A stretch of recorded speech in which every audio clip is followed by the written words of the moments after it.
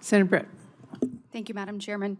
First, thank each and every one of you for being here today. Secretary Buttigieg, thank you for making time to come to Alabama and not only be there, but explore a little bit in Mobile. People really, really appreciated that and appreciate all of you being here and the work that you're doing. I do want to talk first to my colleagues. On January 12th, 2023, Selma, Alabama was hit and devastated by an EF2 tornado. And this piece of legislation has some important funding for DRA, $10 million, to help with those communities that were affected by storms in 2023. Number one, I want to make sure that that money actually goes to these communities that were affected and need it, like Selma, to help them rebuild and create resiliency. But two, I want us to make sure we're looking at actual needs and that the needs are taken care of in this bill. I know for Selma, this is a start, but certainly will not meet that. And I think we all know that Selma and the community and the significant history that occurred there and the preservation of that is not just important for the state of Alabama. It's important for the nation and it is important for the globe. And so I urge my colleagues to help me in this and make sure that the community of Selma has what it needs. And thank you to Senator Coons for the work he has done with me alongside me on this. Deputy Secretary Torres Small. I want to associate myself with every comment made by my distinguished colleague from Mississippi, Senator Hyde-Smith. She is spot on, along with so many of my other colleagues on both sides of the aisle that have discussed agriculture issues. But I want to talk specifically about Alabama. Alabama agriculture producers are experiencing the same economic disasters as countless others are in the Southeast and across the nation.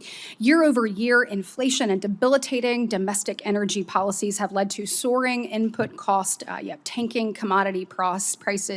You're looking at higher interest rates on capital needed to plant and cultivate farms and fields producing food for our nation's family.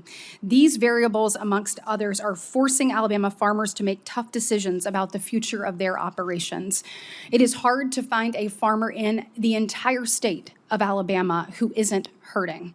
According to the report released on September 5th of this year, overall net cash farm income in Alabama declined more than $1 billion between 2022 and 2023. This represents a staggering 33% loss in overall net cash farm income in just 1 year, much higher than the nation's decline of 19.5%. The main cause of this loss is out of the control of these farm families. They're doing everything that they're supposed to. They're taking a look at their input cost and things just don't work. According to 2022 USDA Census of Agriculture, Alabama farmers experienced a 39.5% increase in cost of production from 2017 to 2022, ranking second amongst all southern states. So make no mistake, this is a crisis.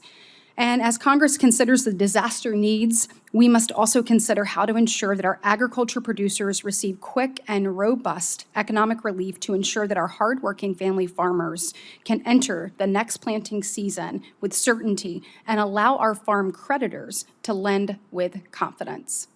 So, Mrs. Torres Smalls, I want to make it clear that this is an immediate need for our farmers in Alabama and across the nation, and I look forward to working with you to provide this relief quickly so that our farmers can get seeds in the ground next spring. Thank you.